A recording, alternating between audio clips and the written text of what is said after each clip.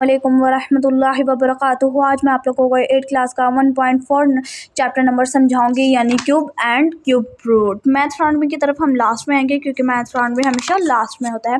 सबसे पहले यहाँ पे आता है क्यूब। हम क्यूब के बारे में पढ़ेंगे। यहाँ पे थोड़ा सा स्केयर का भी पता हम यहाँ पे थोड़ा सा स्केयर का भी बताया गया कि स्केयर वो होता है जिसे अपने आप से 2 दफ़ा मल्टीप्लाई किया जाए, वो स्केयर कहलाता है। जिस तरह 6 को अपने आप से 2 दफ़ा मल्टीप्लाई किया, 6 × 6 = 36 आंसर आता है।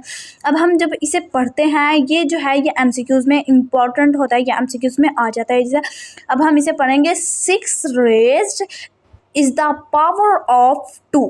ठीक है, अब हम अपने असल टॉपिक की तरफ, क्यूब की तरफ आ जाते हैं। क्यूब वो होता है जब किसी नंबर को खुद अपने आप से 3 दफ़ा मल्टीप्लाई किया जाए, उसे हम क्यूब कहते हैं। जिस तरह 6³ = 6 × 6, 6 × 6, इसका आंसर आएगा 216। ठीक है, अब हम 216 को इस तरह पढ़ेंगे, hence 216।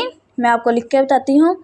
Hence 216 is the cube of, हमने यहाँ पर क्यूब का पढ़ा है ना, तो हम यहाँ पे करेंगे क्यूब ऑफ। ये 216 जो है वो क्यूब है 6 का, तो यहाँ पे ऑफ के आगे आएगा 6। ठीक है, अब हम इस तरह पढ़ते हैं। ये भी इम्पॉर्टेंट है, ये भी जो है ना MCQs में खास तौर पे आ जाता है।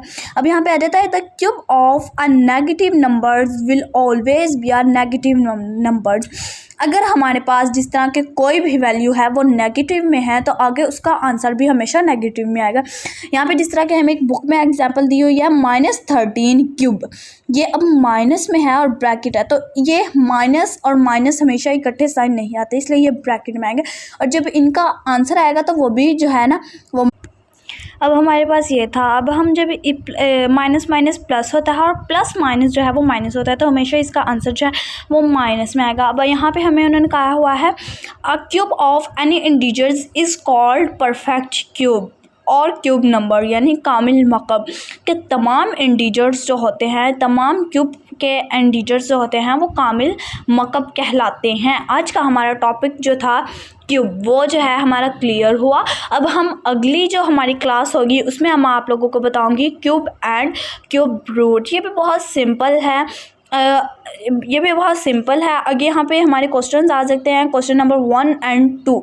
आप question number 1 8 class TCF solve करके मुझे लाजमन बताइएगा कि इसका आंसर क्या आया है, और मुझे ये भी बताइएगा कि आप लोगों को मेरी वीडियो कैसी लगी, कि आप लोगों को समझ आई है इस बात की।